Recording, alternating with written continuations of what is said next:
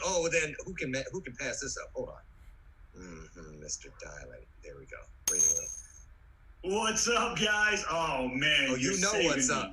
We already heard. You are saving me. Emmett, go, dude. He's gonna go play. Jordan, I'm tapping out, bro. You're the man. I could have told you not to go there. Look at Jordan. Oh man, dude, he's crushing me. But seriously, are you guys holding up, man? Good. All right. Doing good. Okay. Yeah. It's nice to have this, man. I appreciate you guys, and you know, when we can go again and the mask comes off, I know that you're going to be here for me, and I'm going to be here for you. Oh, we're going to be here for everyone. For sure. Thanks, Dada. Guys.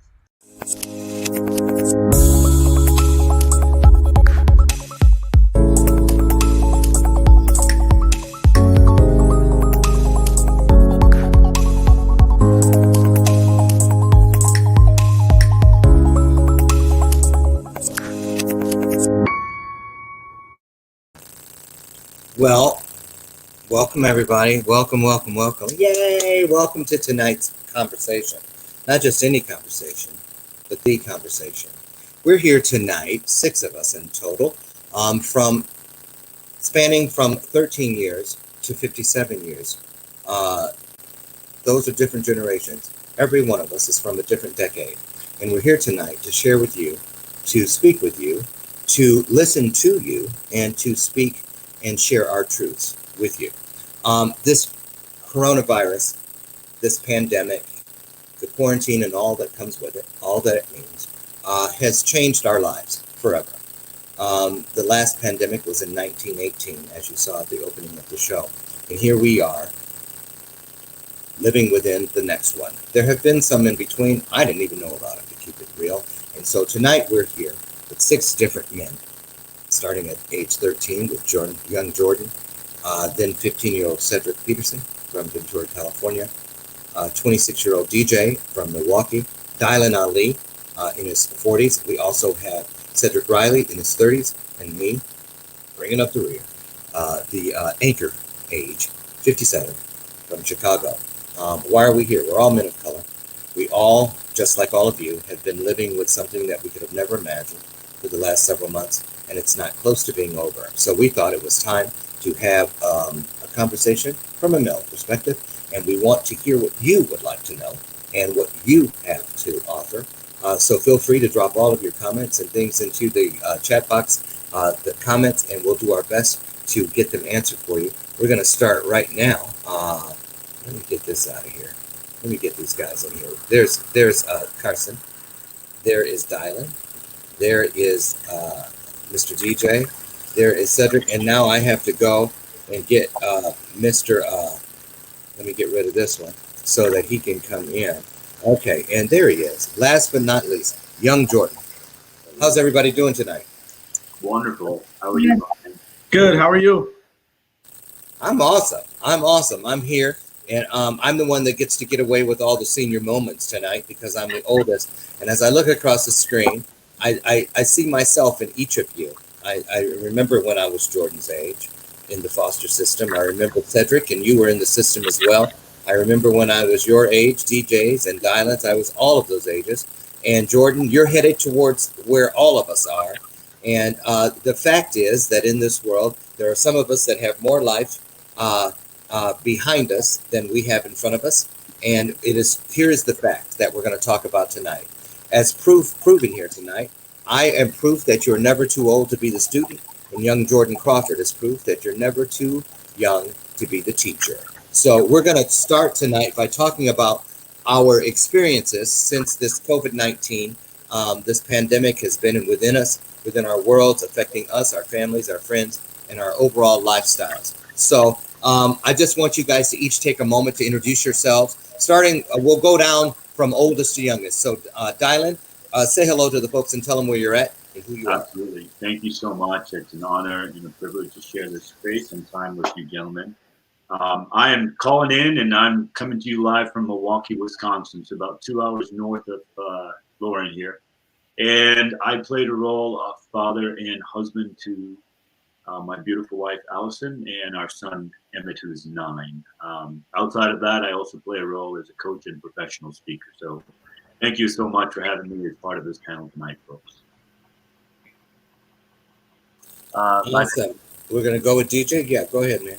Hi all, my name is DJ Brewer. I'm the CEO and founder of F2, a social media marketing agency geared towards helping individuals share their story along with small businesses and organizations. I am a brother, a son, and today all ears to hear from you all on such an important conversation. Awesome. Cedric Riley, how are you? I'm doing well. I'm a motivational speaker. I spent years in the foster care system. I'm a father. I am a husband, and I'm a community member. I'm glad to be here tonight. Glad to have you. Young Chef Carson, Top Chef Carson, how goes it? Hello, everybody. My name is Carson Peterson. I was on the television show Top Chef Junior, and so of course I'm a chef. I'm a son, and I'm also an older brother. And I love to cook. I'm here to share that with you. Awesome. And last but not least, young Jordan, who already I've had to put 50 cents in the swear jar because on rehearsals, I forget that he's here. He's so quiet. So, Jordan, how are you, my man? Where you at? Where are you from? And how old are you? Hello, my name is Jordan. I'm from Ridgewood, New Jersey. I am a son and a student, and I like to play sports and video games. Oh, video games. Now, there's a shocker. Okay, well, listen, you guys. Listen, I want to just say this as we get. This is live television. This is live. You know how it is. This internet highway is bumper to bumper, literally. It always was, but even more so now that we find ourselves forced to do everything we need to do for the most part through this very same avenue. So bear with us, because if there's noise or some kind of sound, we're just going to have to deal with it. We are live, broadcasting, live streaming across the following platforms: YouTube, Facebook, Roku, Amazon Fire, Amazon, Android, and Apple TV, and also from our home base out in Scottsdale, Phoenix, Arizona, E360 Television Live. So we are encouraging all of you to please put your questions and comments on the screen. If you have anything directed to a specific panel member, please make sure you place their name in your comment or question so that we know who it's intended for, and we'll make sure we answer as many of those as we can. For those questions that we don't make it to before the end of the hour, each panelist will go back in at the end of the hour, go back in and try to answer as many as we can. And thank you so much. So we're going to get started tonight, right now. And we're going to start by, wow, look at all these people. We see who brought, Jordan, you have a lot of fans. How'd you do that? So listen, we're going to start with Cedric. Cedric Riley. Now, you're how old? 31. 31 years old. You're married. I know you have 3 daughters, ages 8, 6, 1.5, and you have a 4th daughter who is on her way. Yes. Yes. And she should be born September 11th, which is a sign that we all have to get ready. And so I was deep. My wife and I were deep in building our family, getting our culture and our traditions together.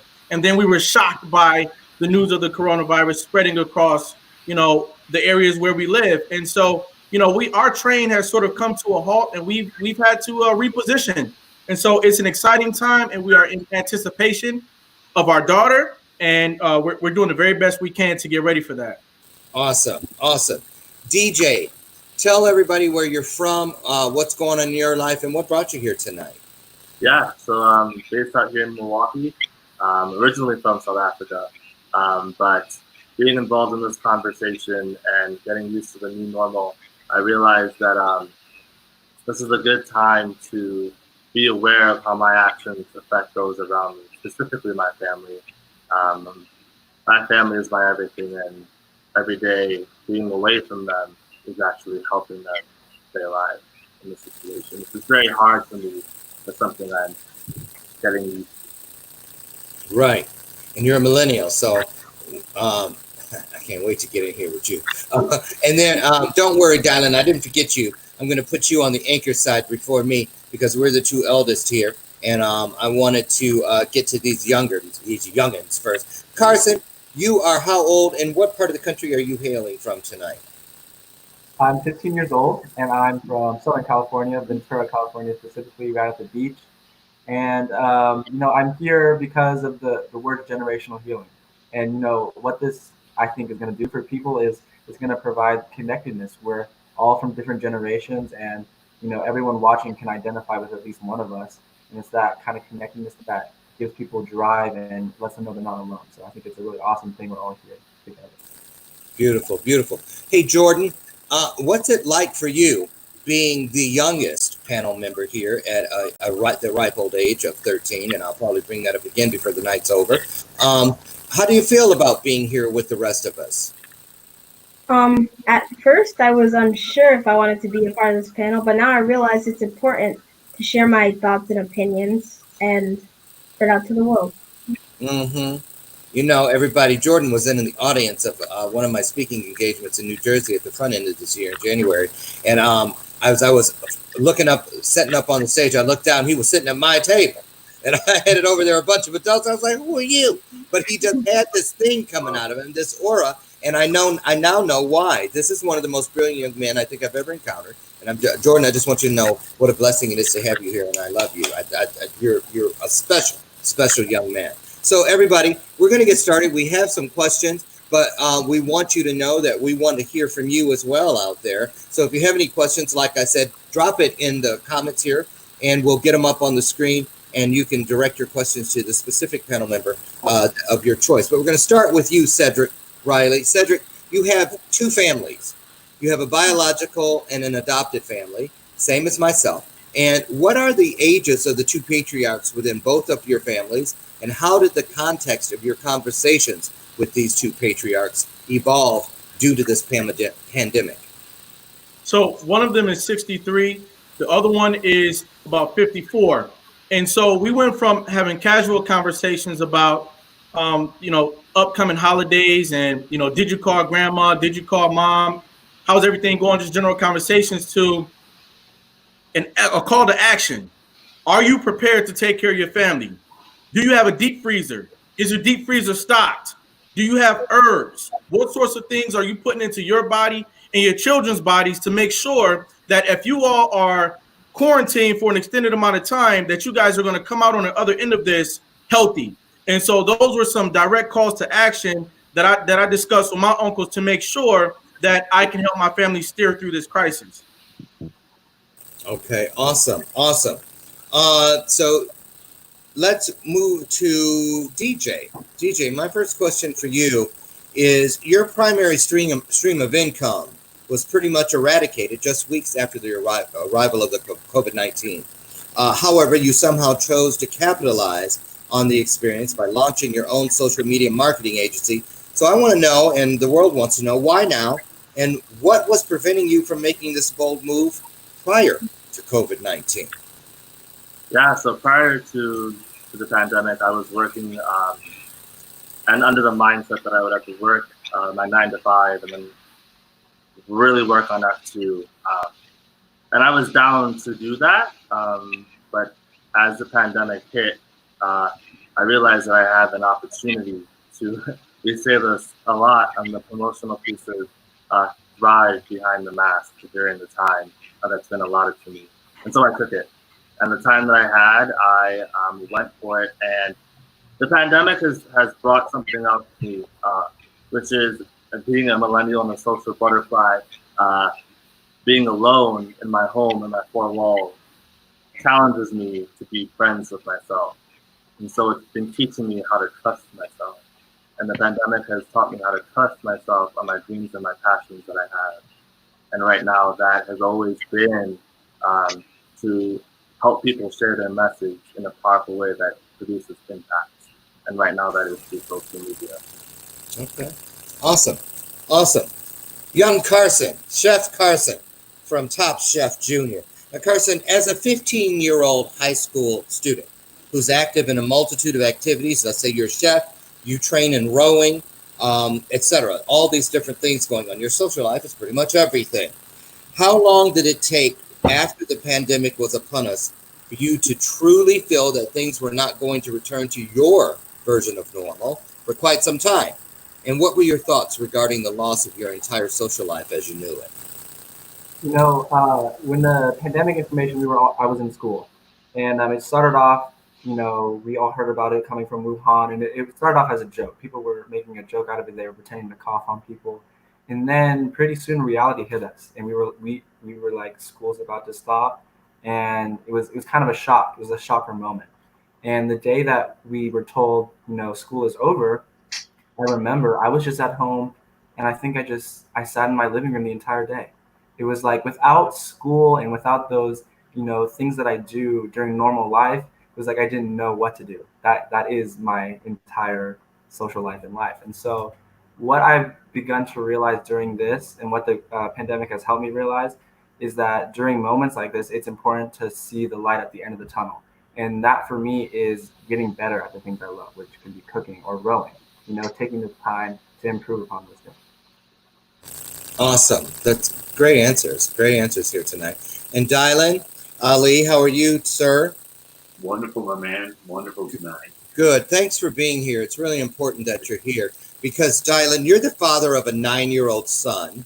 And as recently as just earlier today, he experienced his first up close and personal interaction with his very best friend in over 3 months. Can you share what that looked like as the anticipated reunion drew near? And also, what was the pulse of the experience post play date? Was your son so excitable you thought he'd burst, or was there some sense of separation anxiety as a result of the time feeling like it just flew by today?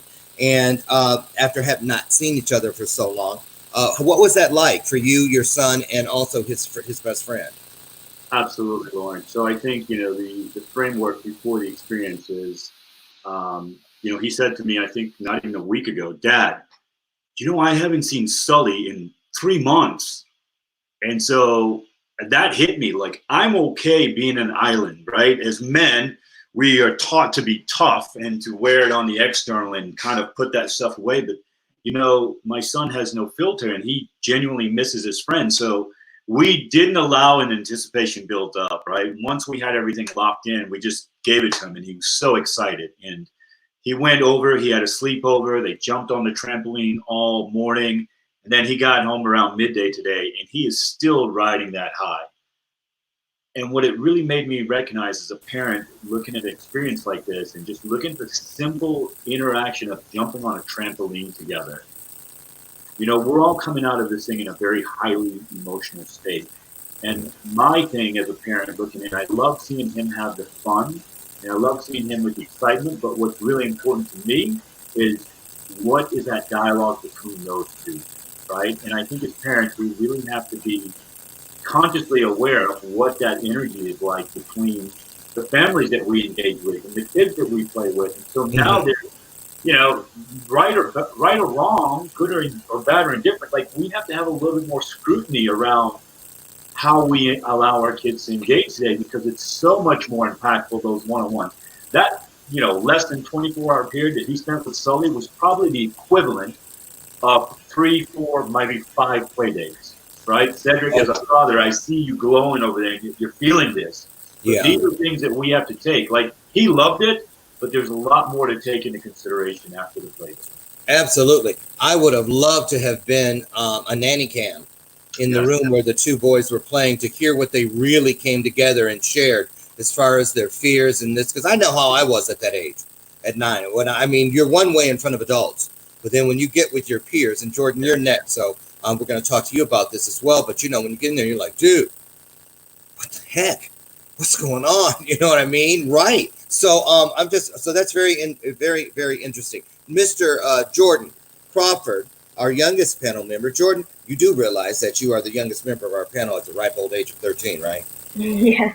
Okay, good. Can you share with us what being selected to be a member of this panel felt like for you when you were first asked, and how important do you feel that it is that kids your age and younger are offered opportunities like these to share their thoughts and feelings on serious issues such as this pandemic? How important is that to you? At first, I was unsure if I wanted to be a part of this panel because, like, I didn't know anything. But then I realized that it's good to share my thoughts and opinions on this pandemic. And kids my age and younger or older or anything they probably want to identify with their own age group and spread out to other kids. Awesome, awesome. Now, everyone that's joining us, and there's a lot of people with us, thank you all so much. Do us a favor, be a part of something greater than yourself right now, which is easy to do. It's free, it's not going to hurt, it's relatively painless, and all you need to do is use a finger and share this broadcast out with someone who could benefit from this, or we could benefit from their being here. Start a watch party, or invite as many people as you can. This is a conversation, and we can't have it unless we're talking with and to each other. So this is why you're just as important as every one of these panel members, and we ask that you please get involved. Any questions for any panelists, just make sure you throw the name out there with your question so we know who it is you're asking. So we're going to circle back around to the beginning to Mr. Cedric. Now, Cedric, when you and your wife initially heard about COVID-19 pandemic, at the time, I believe you were about 2.5 months pregnant. What were your very first thoughts regarding the need for a family safety plan? Because you also have 3 additional daughters as well. So I just have a feeling that this pregnancy suddenly turned into something different. And I believe your wife said in the car the other day that she was already a high-risk pregnancy. So what happened? And what direction did you guys go with this? So what happened was everybody's light bulbs went off. My children are used to going outside, playing in the yard, going to their friends' houses, just like Dylan was saying, going to birthday parties on the weekends and stuff like that. And so their whole immediate reaction was, what is the coronavirus? Everything was because of the coronavirus. Can we get some chips? Why not? It's because of the coronavirus. Are you leaving the house? Why do you have that mask on? Is it because of the coronavirus? Every single thing was because of the coronavirus. And so that shifted my attention to the importance of having a conversation within our household to make sure that there is comfort and understanding during this time. As far as our newborn, I'm hoping to God that there is a quarantine unit for newborn babies, because I'm very concerned that we need to be in a nice, clean hospital where, infection by the coronavirus is the least of our worries. And I have to hope that, our organizations, our hospitals, and specifically has thought about that and has made preparations for that. So we're looking to the universe, we're looking to God, we're looking to best practices to help us out during this time. And we're going to be prepared by making sure that we take all the safety precautions as well. And if I can, my main priority is to make sure that I do research, that I listen to people who have an understanding of what's going on, and that I relay that information to my wife and my children, so that after I get over my initial shock, because trust and believe I was shocked, that I'm able to provide some resolutions and some thoughts that help us to keep calm. Absolutely. Great answer. Thank you, Cedric. Now we're going to move on over to Mr. DJ Brewer again. And DJ, you admittedly referred to yourself just a little bit ago as a millennial social butterfly. So what would you say has been the greatest life lesson that you personally learned as a result of living within this pandemic? And do you feel it to be something that could possibly serve you well for the rest of your life? Yeah, so when the pandemic hit and we were all getting used to, I guess, our new normal. I mean, everyone's saying this, but it's the only way that we can express it. There were moments where I was invited to hang out with friends, and it was really easy for me to justify my action. But as I was going through it, we kind of all made our own understanding of how this is going to work. Like when the pandemic hit and there were a few friends that we started to hang out with, we were like, okay, I've been hanging out with you for the past 2 weeks and we're still good, so we can kind of keep this going. And we were justifying our actions. And as I kept doing that, I also realized something else, that by justifying it, I could have also just made a huge mistake. And I realized that off of a phone call when I completely changed my plans for Mother's Day. And my Mother's Day was done a little bit differently because I realized of the decisions that I've been making, that my decisions and my actions impact others. On top of that, I also learned to advocate for myself and not easily be influenced by what other people are doing around this time. because we're all kind of looking for answers. We're all, okay, if you are not wearing a mask at the grocery store, I guess I don't have to wear it. I think for me, I'm learning that I know what I need to keep myself safe and protected, so I know that's how I'm going to function. Now, I remember back when you made the decision, because you were on a Mother's Day special that I hosted, and I was on the call with you when you, I think I was the one that busted you out. when you were like, when you mentioned that you just threw it out there, that you had gone out the night before, and I was like, wait a minute. But didn't you just say you were going over to your mom's house on Sunday for Mother's Day? And I was like, you can't do that now. And I saw it in your face, remember? And can I just put it out there? I mean, you really broke down. You started crying because it was a full out realization of what you had truly done. And that's a thing. And the reason I think that's an important, and thank you so much for sharing that, DJ, is because even now, as we begin to loosen the different restrictions around the country, we all have to make our own unique decision.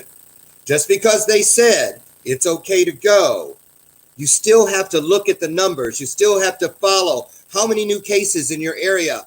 Who do you plan on visiting and being around? Who are you potentially going to put at risk if you go for that haircut, that getting your nails done, or whatever it is you plan to do that you haven't done over the last several months? So I thank you for that, because it's a very real thing. And I think this is the most important part of that for everyone, is that when you make a decision, don't just make it based on how it affects you. Think about those people that you love and care about the most, and then think about how it might affect them if you had to make your way to them tomorrow. Okay? Because just because you don't plan to visit Grandmama tomorrow, you might have to go to her aid unexpectedly. Do you want to be ready or not? Right? Okay. So we're going to move over to Chef Carson really quickly for the next question. Carson, as a chef and having appeared on national television as a cast member of Top Chef Junior, has this pandemic helped to bring new insight into what the joy of cooking truly means to you? And if so, what does this new insight look like? And how do you plan on using it moving forward? Cooking for me has always been about tradition. It's been a part of my life since I was 5 years old, and really that's as far back as I can remember. And specifically my Nonna, on my mom's side, I call her Nonna, my Italian grandmother, she started cooking in my life. And what this pandemic has made me realize is that even though I can't be with her, with those recipes I have from her, and with those recipes from other family members that date back hundreds of years, I am able to connect with them. Even the people that I've lost and that are passed away. Through this cooking and through these recipes, I can connect with them. And through this pandemic, not being able to see them, this is how I stay with them. Now, Jordan, Lord Jesus, that's a senior moment. There's one for you. Put it in the books. So, Carson, I remember when I watched your audition for Top Chef Junior, you don't make any bones about it. You let the world know that the reason you are the chef you are today is because of your time with your, say it in Italian for grandma. Nonna, for your Nonna. Now, during this pandemic, a lot of people have lost grandparents, patriarchs and matriarchs within their family that are the people that carry these legacy pieces, these recipes, these things that when they're gone, if they haven't been preserved, they're gone possibly forever. Yeah. I believe that you understand that more than most because of that. So what would you say to anyone out there now who has not gone and spent that time with that elderly person in their family, that patriarch, that matriarch, that holder of the keys, if you will? What would you say to them about making their way there now and getting their hands on those keys? How important is that?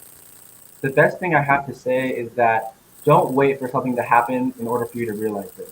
For me, this is something I realized because of the pandemic. I understood the tradition because I love cooking, but now I understand that it's more than just about the cooking, and it's about connecting with those people.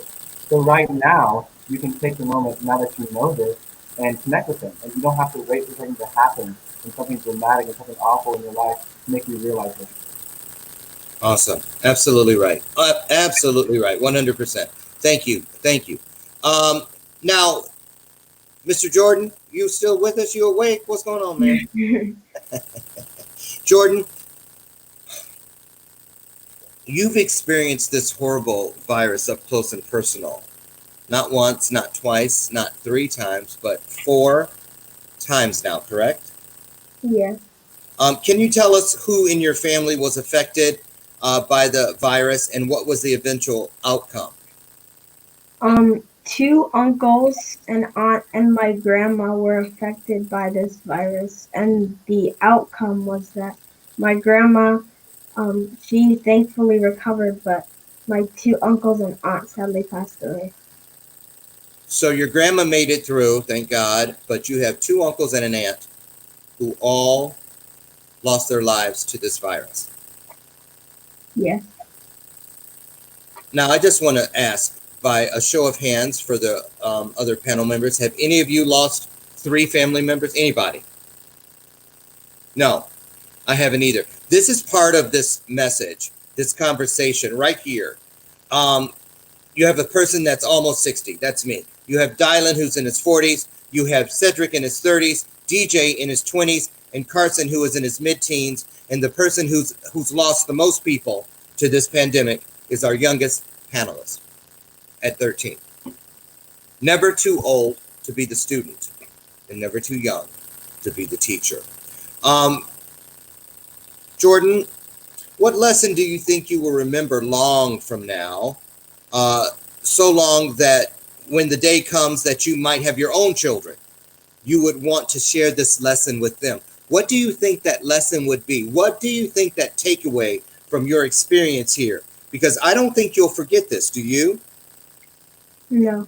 Have you thought about, what do you think? I know this might be a deep question and maybe something you've never considered, but let's just pretend you're 35 years old and you have your own little boy. Mm-hmm. What do you think you've learned from this experience that might help him be a better person, a better man, a better father, a better husband? I feel the lesson is that you need to spend as much time as you can with your loved ones, because someday they won't be here, and like then you won't. If you didn't spend any happy moments with them, then when they're gone, you won't be able to. That's it. Live every day as if it were your last. We've all heard this, maybe not, but if you haven't, you need to. We need to live every day as if it were our last, because guess what, people? One day we'll all be right.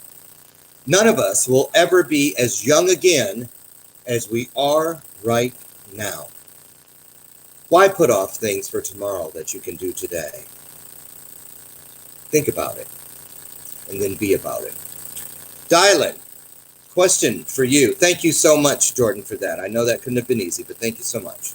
Dylan, as the only panelist here who is the father of an only child and also the only father here of a son, how has this experience helped in shaping your father-son bond between the two of you?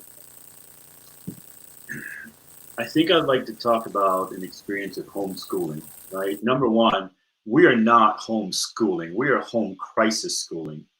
And a conversation I had with my son around schoolwork was, son, at this point, Daddy does not care about A's, B's, C's, or D's, but he does care about F's. So let's at least get the work done. But it's more about paying attention to me. When my wife leaves and she says she's going to be gone 30 minutes, and at 31 minutes, he's more concerned about why mom isn't home in 30 minutes than he is with his math homework. So for me, I recognize the school framework is important, but recognizing what's important to him right now is really the thing. And so, you know, we all share something. I love this panel because I can look up or down and I can see myself. I can see myself a few years down the road as you. A few years back, it's, you know, it's Cedric, it's DJ, it's Jordan, it's Carson. And the thing that we all share is that we're all men of color. And when we talk about generational healing, there's a lot of healing that each one of us has that is some generational trauma that we haven't taken the time to heal.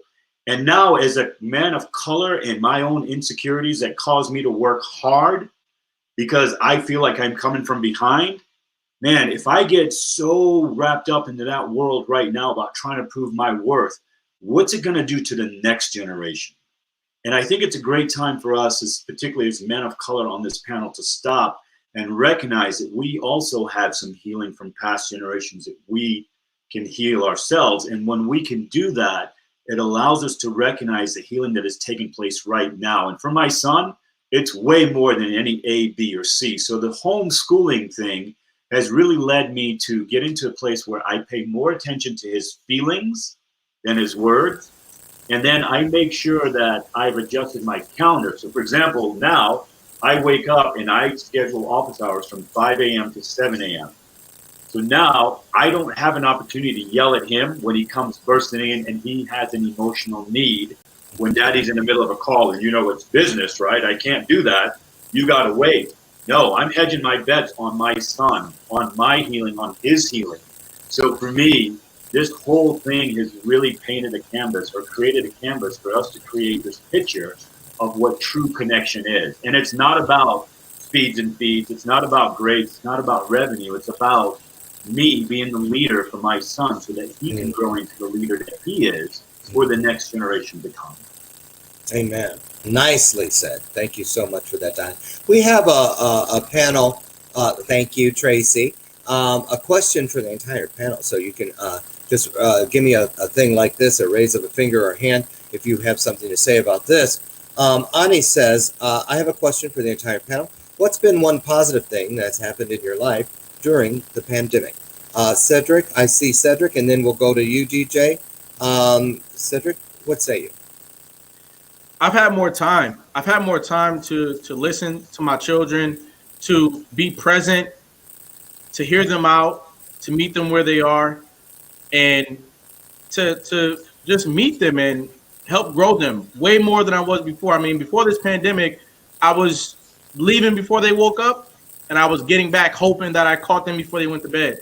And now I'm there from the moment that they wake up to the time that they go to bed, and it means so much to me. It's entirely different from what was going on before, and I'm able to make a bigger impact because of it. Wow, you said a mouthful there, brother. For real, man. Okay, I saw. I think I saw DJ. Did you have something you wanted to throw out? Yeah. My sister lives in Michigan, which is far, far away from Wisconsin. I have never felt closer to my sister, even though we are so far apart. And it's just the connecting of wanting to make sure that she is okay and hopping on Zoom calls and FaceTiming every step of the way. And for her, it's calling me in the first 5 minutes and saying, have you spoke to mom and dad? Are they okay? Because I get to enjoy that. I know I'm doing it from a distance, but I can still do a little drive-by on the way. And then along with that, it's the Zoom calls. We have so many family Zoom calls, and we all get to be around one another. And it's connecting with people that we didn't connect with usually. Absolutely. And meeting them where they're at. Absolutely. And I believe I see Mr. Carson. Yeah, one of the positive things that happened to me is I've been able to realize my self-worth a little bit more. My rowing team, I row for Lake Peters. We just made it to nationals, and part of what is amazing to me about that is that we all had to train by ourselves at home without a coach. We had to put in the time, and what it made me realize, I was like, when we made nationals, I was like, wow, we're like that. I have the potential to be really good at whatever I work towards, and that realization I think is going to be really important going through life. Absolutely. Well said, young man. And was that your hand, Dylan? Yes, absolutely. Yes. Okay. Yes. I think this is not only for me, but I think everyone can really, really resonate with this, is that we've really cut the BS out of life. And for me, I'll tell you that it's allowed me to take inventory of where I spend my time, where I spend my energy. And I don't call it being selfish. I call it being self first, because if my cup is not filled, not overpouring, I cannot pour into yours. Gotta ring it on that. Gotta ring it. I sign up to pour love and to share love and to be love. And so if I know that my cup is overflowing, then I can give it to you. Now, here's how I can hack life to allow my cup to overflow. I cut out the BS. Now, we seem to, food tastes a lot better right now, doesn't it? Yes, it does. sunshine on your face feels so good right now. Yes, it When you does. go cruising on a nice, beautiful Sunday and the windows are down and you're listening to that, us older guys, when we're listening to those old R&Bs from the 90s or maybe even further back, like it really sounds good and we're enjoying it and we're learning to savor life. And I think not only for myself, but for everyone here, the best thing to come out of this is we've learned how delicious life is. And I guarantee you, if you can continue to chew on that, moving forward, no matter if we open up, shut back down, or whatever, you'll recognize that once you've tasted this tiramisu, there's no other tiramisu that you ever want. Okay. Because Absolutely. Absolutely. Absolutely. And I'm going to bring this one in. I'm going to wrap this question up from my standpoint, because I had one of those experiences that I would have never seen any other way. I know this to be true.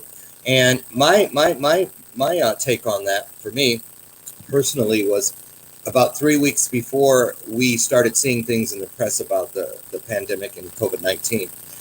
My sister, the one that I'm closest to in both of my families, because I have two, adopted and a bio family, just like Mr. Cedric. And my sister that's right above me that I grew up with 90% of my life, her husband took his own life. And it drew us all together in a way like nothing ever has before, not even other deaths. It was the first suicide in our family. It was just something we could have never seen coming. No one expected it. And what I didn't realize is that when my brother-in-law Joseph exited the stage left, so to speak, his role as patriarch of this family then fell to me.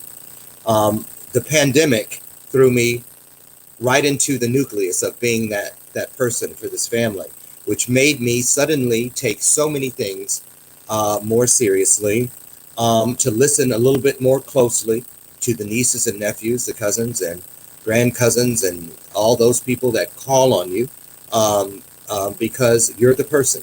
You're that person. And I can't even express how the depth of how powerful that is, what it brings to my life here in what is probably the final seasons of my life. I have more life behind me than I have in front of me. This is true. And it just fills me, because there was once a day I didn't think anyone even remembered I existed. And to be able to fulfill that role today, it is proof that it's not about how you start a race. It's not about the pace in which you run it. It's about how you finish it. And that's all that matters. So I just wanted to put that out there. We're going to get around here. We got about 15 minutes left, and I have another question for each one of our panelists. So I'm going to come on back over to you, Mr. Cedric, father-to-be, all those girls in the house. You better hope you make a whole bunch of money, because I'm telling you what, those girls are going to cost you millions. With Right. Borettes and shoes and body washes and perfumes and prom dresses. And that's just the beginning. Wait till those weddings start rolling around. So anyway, not to scare you, but anyway, as a result, Cedric, of the pandemic, what do you personally plan to do better moving forward, which can serve to strengthen your family ties that bind from all generational directions? I plan to be a better communicator. And what I mean by that is I intend to do more listening. I intend to do more listening to my children, do more listening to my friends, do more listening to my family, do more listening to my elders. And because it's a moment where if you couldn't hear anything else from anybody else, what would you do with what you have now? Mm. And I see this as an opportunity to readjust, change your style, and adapt. And so the one thing that I'm going to do is adapt by doing more listening. I think everybody has had something to say, and everybody has something to say. Mm. And those things are always in the midst of helping me to push forward. Mm. Yep. Beautiful, beautiful, beautiful, beautiful. Wow. Before we get out of here, Cedric, let me just say to you, we send lots of love and protective prayers to you and your unborn child, your 3 daughters, your wife. I know it can't be easy, and I really appreciate you coming here tonight and sharing your fears, your joys, and everything in between with us, and especially what it means to be a strong Black father husband, friend, community member, all of the things that you are. We need more examples for young Cedric and for young Carson and all the boys and girls that look from left to right of the number line, looking for just one glimpse of what is possible. And so I'm telling you, because I know there were many decades that I looked all over the place and couldn't find one. So I thank you and keep doing what you're doing. Don't let anyone ever tell you that you don't have a place in this world that is worth celebrating, because you do. And I just want you to know that. Moving on to Mr. DJ. Hey, Mr. DJ. Okay, DJ, I'm well aware of a little misstep in judgment on your part just not too long ago. And of course, I'm referring to when you broke social distancing and the sheltering in place order, which was in effect at the time, to go and hang out with some friends. Soon after, you realized that Mother's Day was coming up in just a few days, and because of your decision to go out, you could no longer visit your mother in person for Mother's Day. So we want to know, how did this experience affect your outlook on how we all should honor the gift of family?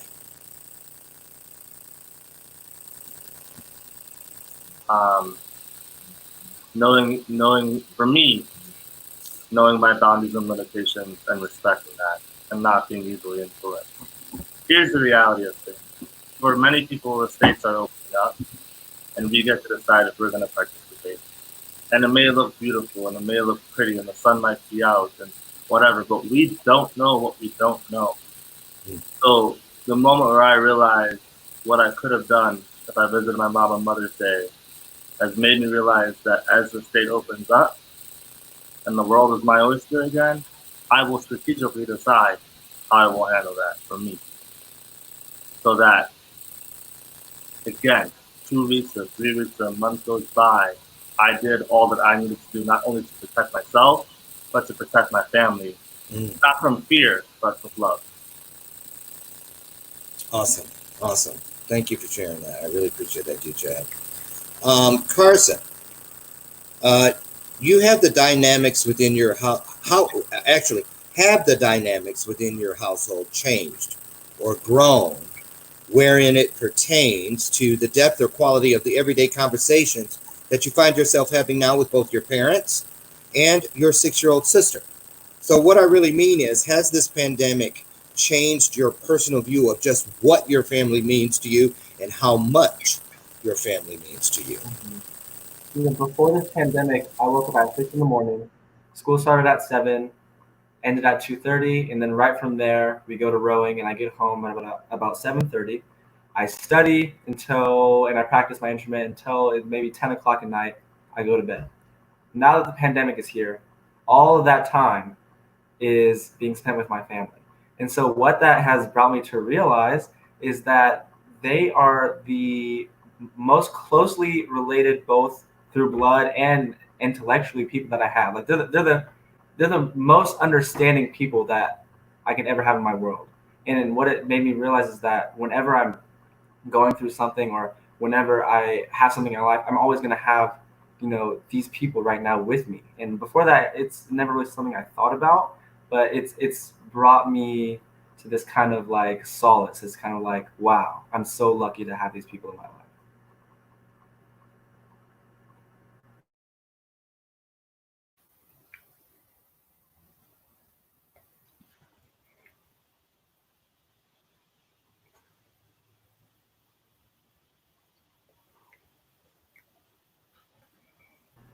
I think, Loren, you're muted right now. Yes, I am. So, Jordan, see, you know what? Did you even hear me say what I said about his chair? Oh, I was so busy. I was like, Jordan, I know you want to hurry up and get out of here so you can go play your games. Look, you're even sitting in your game chair. And I'm sitting here, my mouth just going, la, la, la. Jordan, listen, I know you're the youngest person on here, but you're just as smart and just as important to this conversation as any of us. And so I want you to take a second, if you could, and just share with everybody. Is there anything that you've learned about yourself during this experience, that you're absolutely certain will help to make you a better person as you grow into the man you're going to become? I've learned about myself that I worry too much. It's like I'm afraid of uncertainty. And to move forward and making a better person, I should practice to stop worrying and live my life to the fullest. Is there somebody back there pulling the strings, making your mouth move and saying that stuff for you, or did that really come from you? It came from me. See what I'm saying? This is what I'm saying, you guys. This is proof. This is proof that, again, for the fourth time tonight, you're never too old to be the student. And you need to be the student to learn how to unmute yourself. And you're never too old, never too young, rather, to be the teacher. Thank you, Jordan. I really appreciate you, and I want you to know that I've learned a lot from you tonight, and I'm going to take some of it with me. And I'm certain that there are a lot of people watching tonight that are going to do the exact same thing. So thank you, young man. You're a stellar example of what should be. Now, Dylan, your last question of the night is, and I love you, Dylan. I'm telling you what, you've just got this thing about you that is just an anointing. And I'm so proud that you're here and so grateful to be working with you. So my final question for you is this, Dylan. Can you share a bit about how your own relationship with your own father has changed, grown, or developed since this season of COVID-19 has arrived? And have you lost any sleep over concern for your aging father's safety and welfare? I think that it's made one thing that we all know very loud and glaring. And the fact is, it doesn't matter wherever you choose to be in this moment in life, in this race, that the end, the finish line is the same for every one of us. And I think what's happened with this is it's made it more real. And so for me, it's a little less chit chat when we talk, and it's right straight to how you're doing, right? And I think the truth is that we will all die one day. That's a given. I'm in no race to get there, so I'm in no race for perfection. The only time I'm going to be perfect is when I'm 6 feet under. And so I think it's really helped me to just cut to the chase and just, hey, how are you doing? What's going on? Instead of the small talk. And we actually have shorter conversations now than we did before, but they're so much more impactful. And since we started doing that, I have not lost any other sleep, because what I found is that I was simply just living in the anxiety of what if, right? And I always speak about the power of now and the power of breath to come back to the present moment. And I found myself many nights when this first started was going through the exercise of finding my breath and coming back to now. And although I've understood that, listen, this too shall end one day for all of us, it just became a lot more real. And so for me, it has really strengthened the relationship. And even things like, we're kind of open back up, but, Father's Day is right around the corner. And the way I see it right now is the world is day by day. Yeah, it is. So, if I have that 24-hour window, whereas last year I might have made excuses to, I got a big meeting or I got a big thing or whatever. If that window's open, I'm probably more prone to just jump in my car and just drive 2 days down to go see him, right? And again, it's like once you've tasted life, you just want more and more of it. And for me, that's been it. It's really collapsed time for us. And I say that over the last couple of months, our relationship has gone the distance that it probably would have over the course of the next year. Right. So right. That's what it's been for me. Nicely said. Thank you so much.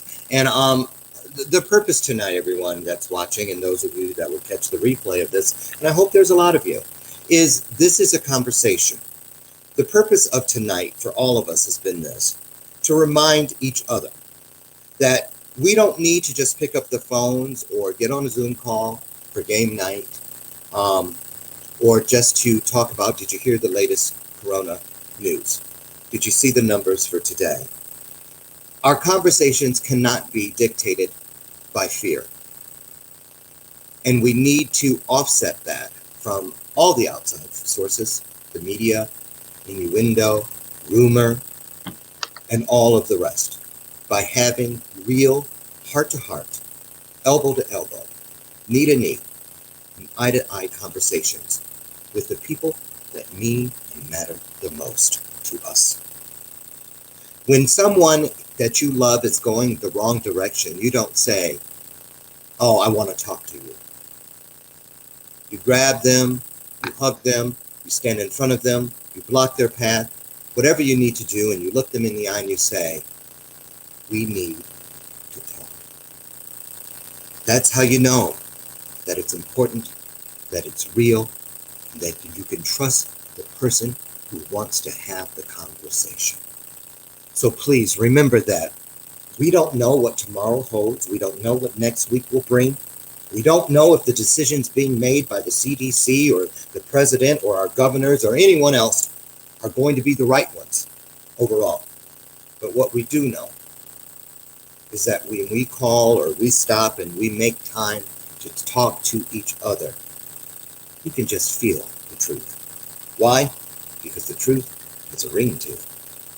It's like a silent dog whistle, and we share it with each other every time we have the conversation.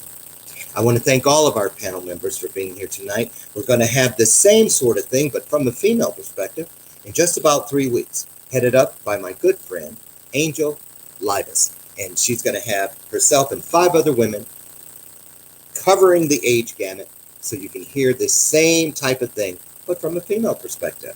So I want to thank you all. I ask you that you share this out, let people know that it's available, and then start your own conversations. I want to say to all of our panel members again, thank you all so much. I tip my hat to you. I honor you, and this world is a better place because each of you is here. Thank you so much, and thank all of you for